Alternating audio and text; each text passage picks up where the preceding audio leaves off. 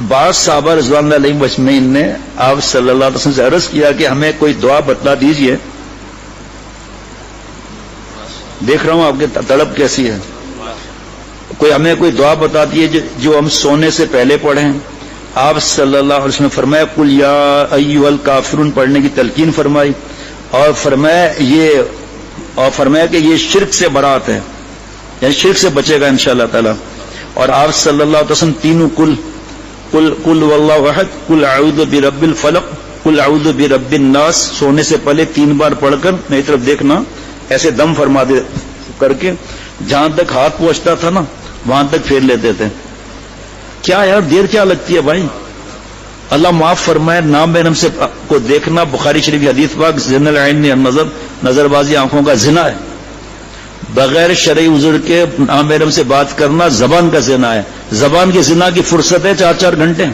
Cricket club میں لعنتی کام swimming pool پہ کرنے کا موقع ہے. اور یہ پہلے بتا دوں سونے کی سنت ایک تو دعا ہو گئی جو آپ سنتے رہتے ہیں، دوسرا تسبیح فاطمہ پڑھنا سنت ہے.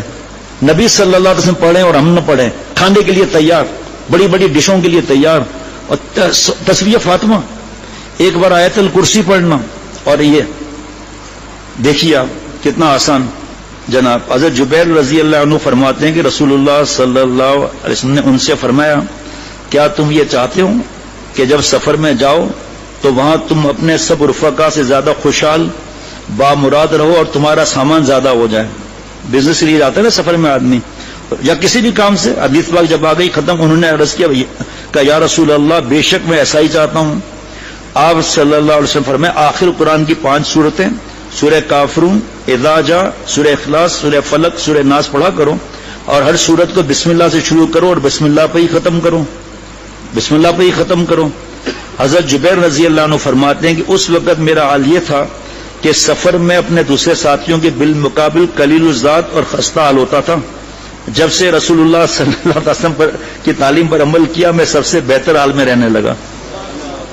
بھائی آپ بتاؤ آپ صلی اللہ علیہ وسلم جیسا کوئی تھا؟ ہاں جی کوئی ہے؟ کوئی ہوگا؟ ختم. اور حضرت علی رضی اللہ عنہ سے روایت ہے کہ ایک مرتبہ نبی کریم صلی اللہ علیہ وسلم کو بچھو نے کاٹ لیا تو آپ نے پانی اور نمک منگایا اور یہ پانی کاٹنے کی جگہ لگاتے جاتے تھے اور قل یا ایھا الکافرون، قل اعوذ برب الفلق، قل اعوذ برب الناس پڑھتے جاتے تھے. یہ حدیث جو ہے تفسیر مظہری میں بھی لکھی ہوئی ہے. جناب آج کیسا معاملہ ہے بھائی؟ ماشاء اللہ. وہی قرآن پاک کی بات بتا رہا ہوں تفسیر کی. حضرت عقبہ بن عامر رضی اللہ عنہ سے روایت کیا ہے کہ رسول اللہ صلی اللہ علیہ وسلم نے فرمایا میں تم کو ایسی 3 سوریں بتاتا ہوں جو تورات، انجیل، زبور اور قرآن شریف سب میں نازل ہوئی ہیں. اور فرمایا کہ رات کو اس وقت تک نہ سو، جو میں نے پہلے ہی عرض کر چکا ہوں، جب تک ان تینوں معوذتین یعنی اور قل واللہ احد کو نہ پڑھ لوں. حضرت عقبہ رضی اللہ عنہ کہتے ہیں کہ اس وقت سے میں نے کبھی ان کو نہیں چھوڑا. اللہ تعالیٰ کی رحمت دیکھو کیسی ہے. www.hazratfirozmemon.org